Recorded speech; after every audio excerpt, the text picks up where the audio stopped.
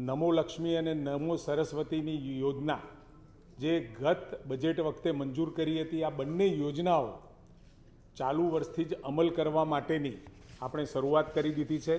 અને સાથે નમો લક્ષ્મી યોજનામાં અત્યારે 10 અને 12ની વિદ્યાર્થિનીઓનો લગભગ 5.31 લાખથી વધુ વિદ્યાર્થિનીઓએ રજીસ્ટ્રેશન કરાવ્યું છે।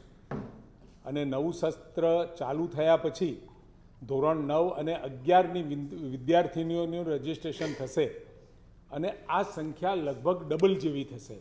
એટલે તમામ દીકરીઓને 9થી તે ધોરણ 12 સુધી 50,000 રૂપિયા જેવી રકમની માતબર સહાય આ દીકરીઓને એના શિક્ષણ માટે મળશે।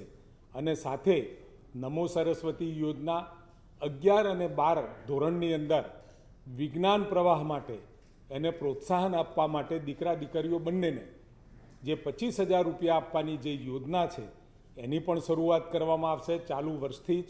અને સાથે દીકરીઓને આ બંને યોજનાઓનો લાભ મળવાનો છે।